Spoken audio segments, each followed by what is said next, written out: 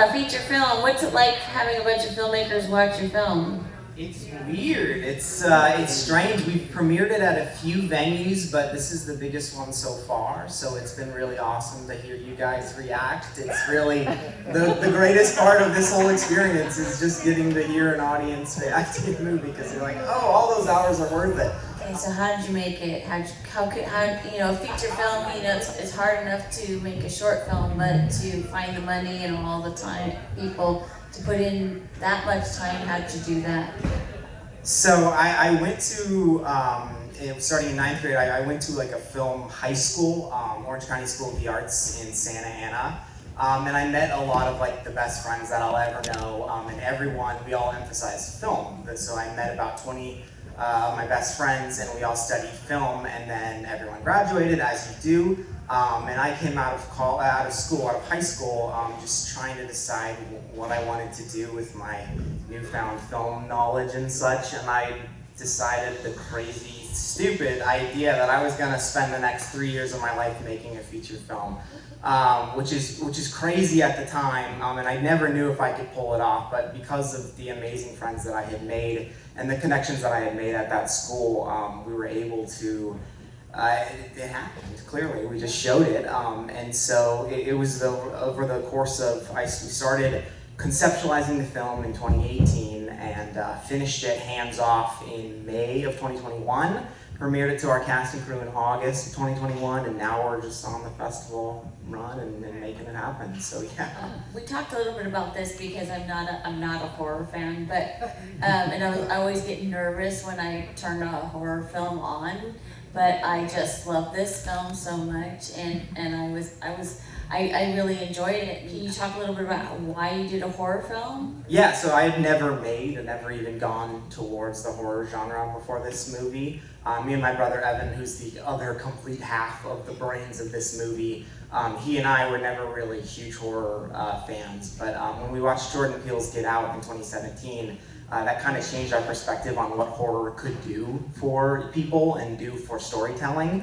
And it wasn't, an all-out slasher film that was gonna, keep us up at night for the next 3 months. I'm like you, I was never really in love with the genre, so we just kind of were like, look at the power of a movie like this and what it can do. Let's make something like that. Let's make a horror that we can watch and still sleep at night. And so that's sort of where that idea was born. And yeah, it ended up being scarier than I ever thought it might become. And every time when I show it at a festival, the first 2/3 happen, and then I'm like, oh my God, people don't know what's about to happen.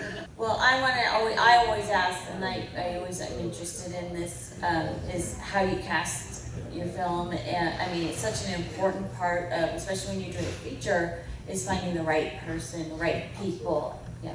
Yeah, so my brother and I were once again sort of partners on that back in the very beginning of 2019 before we shot. We submitted to so many different casting websites, LA Casting, Breakdown Express, all these websites, and we received over 5,000 submissions total for faces that were delivered into our emails. And it was a lot of sifting, and I think the key to it for us was picking the best sides to send actors, picking the best scenes for people to read in auditions, because if you're not picking the right scenes for them, then you're going to get a completely different read on that on that character, than you do if you pick the wrong scene. And so we really spent a long time crafting very particular sides for those performers. And we did I think 4 rounds of in-person auditions. We did it at Chapman University where my brother was attending at the time. And we met people, and we did, I think maybe the other biggest part of it was chemistry tests.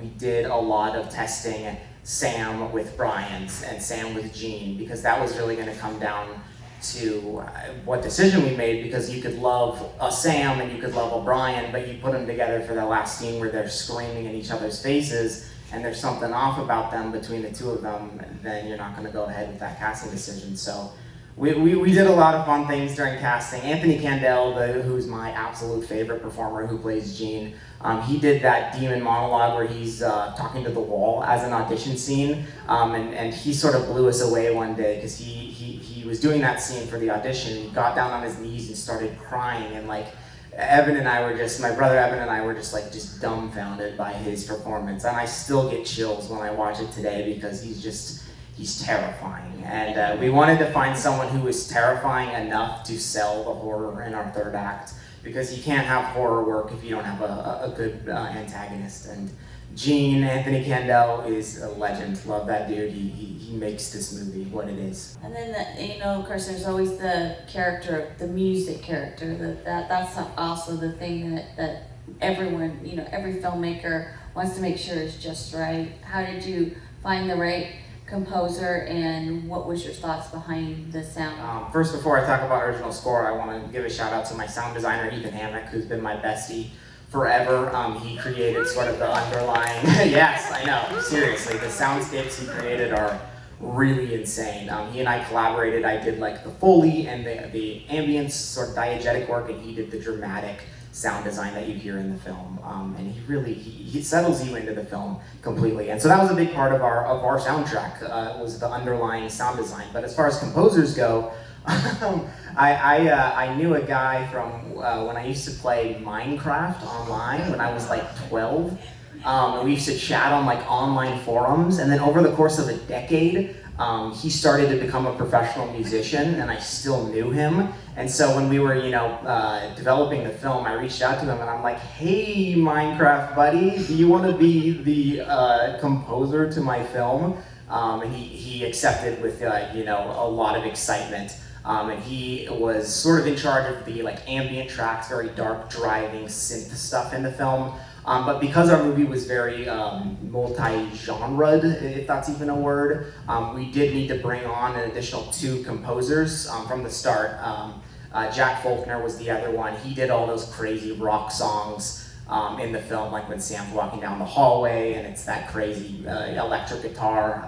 And then Jamie Pongan was the other composer. She did a lot of the orchestral stuff, like when Sam stands up with his lantern. It's very orchestral, very classical John Williams type stuff, as opposed to the rock and the synth stuff that Nick and Jack had been doing. And they were fantastic. We worked with them entirely remotely, which was quite the experience. It was just working over Discord, just sending each other wave files back and forth of ideas, and there's over an hour and a half of music that was created for the film, which is streaming online now. They are just the best, and I don't think the movie would be anything near what it is without their underlying soundtrack drive. So what's next?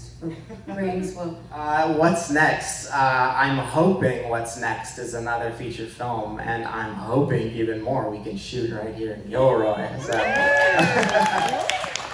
Yeah, we have another, Evan and I, my writing partner for life, my brother, he and I have another sort of surreal horror comedy on its way.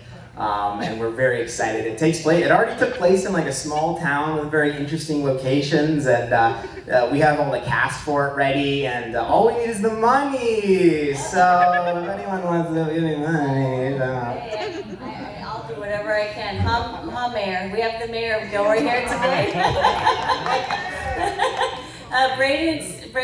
We've been like housing some filmmakers, and Braden was lucky enough to be staying with the Mayor of Gilroy, Marie Blake. Thank you, Marie. It's been a pleasure so much. Appreciate it. I think I have him talked into making a film here. I'm like, why don't you make it here?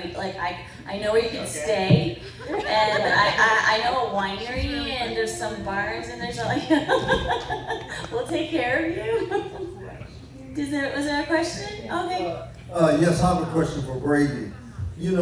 Throughout the presentation, I kept thinking that Sarah was coming back, even though it didn't logically go because all the other employees came missing. Right. But I kept thinking Sarah was going to come back. What's behind that she did come back? How did she survive? Oh, sure. Okay, so I guess the best answer to that would be we wanted to show that for once Brian was able to do something differently than he had done before.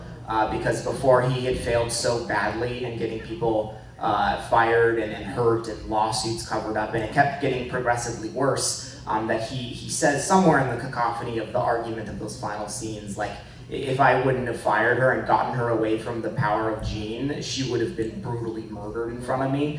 Luckily, that was not the case, but the script went through a decent amount of revisions as far as her placement, when she would come back. At some point, she was going to come back and fight in the fight scene with Sam, but we sort of found a happy medium of her just visiting him again in the end to sort of put a bow tie, put a whatever the phrase is, on the whole movie with her and him back together again at the end. Yeah, cool.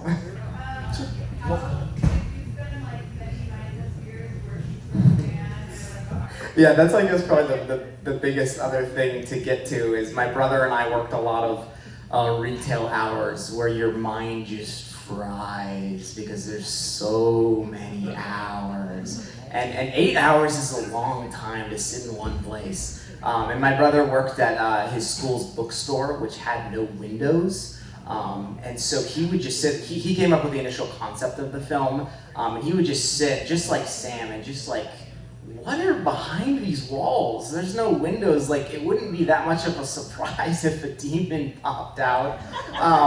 And I had some retail experience as well. And anytime I would be in the back room and a pipe would squeak, I'd be like, yeah, that's a demon. It's over. And so we sort of hit it off with that in that sense. And we wanted to make a revenge piece against those hours to feel some semblance of, it being worth it and just coming to some sort of peace with those many hours we spent serving for $10 an hour. So that's where the ideas of the driving tones of the film come from. Sure. You took Sam and he can't even apply for a job, and Right. he's the savior of the movie, which is all this confidence. I love that kind of movie. It's a more, in a different way, kind of like a Groundhog Day kind of thing, where you just transition. I appreciate you saying that a lot. I think that's exactly what my brother and I were going for. We really wanted to tell an underdog story as best as we could. Because in a way, it was like we felt those feelings before, maybe not on as extreme of a scale as Sam. We have not killed any creatures before, believe it or not. But on a very realistic and human sense, we really wanted to tell a story of conquering your fears and just sticking with that underdog story. And because it's so nice to see him kill demons in the end when you know he's just a lactose intolerant dude who's trying to apply for a job at in a drive-through. So I'm really appreciative that you say that because it's what we wanted people to feel. So yeah. First off, I just want to say, Brooks Day is a great day. You too, my friend. But you had so many great set pieces. The opening scene was great. Thank you. The axe fighting, everything. What was your favorite scene to film? Absolutely, yeah. So, I have too many favorites. I would say the fight scenes, because I just love the footage that we were able to compile together into that montage. However, because of the significant amount of corn syrup that we used for the blood, and the amount of stickiness that happened on those 2 days, I'm gonna have to go away from that answer. But my favorite scene absolutely was when we sort of closed down the set. We had a very, very quiet set when Anthony Candel, who plays Gene, does the scene where he's screaming at the wall and the voice finally talks back to him. It was pretty scary. Like, we were on set, we had the camera remotely operated in a room, and the whole crew was a decent amount away from him, and we were all just watching on monitor, just like, oh my God. And he would just do it again and again, and he was just like getting up and swearing and opening the door and really getting into it. It really felt like something special because I had set up the environment for him, and we had like the boom mic mounted on a C-stand just in there for him to record all audio, and he just got to give us what he had as a performer, and it really impressed me, and it really showed me the power of what your performers can do for your movie, and it really humbled me as a director to just be like, this is their movie, they're doing this for me, not me for them in many ways. So that's always going to be the memory implanted into my brain. Also, one thing I'll add on was filming the drive-through stuff at the beginning, because we did that guerrilla style, and we just had our actor Hugh McRae Jr. just go and say the lines to a drive-through, and they would get so confused every time. But we needed the footage, and then we just went and found another part of a parking lot and shot the reverse of his face. But for anything pointed at the signs, he was just saying, do you have any job openings available? And they were like, what are you talking about? And we were like, no, I said, So it was, we were like, on the audio, we're stifling laughter because it's just like the three of us in the car with him. So there were some crazy memories, and then there's some really fun guerrilla stuff that we did at the same time. So that's my anecdote. Thank you so much, Braden. I'm sure we'll see you again. Well, hopefully you'll be filming here in Gilroy, California. And so thank you so much for coming. Appreciate it.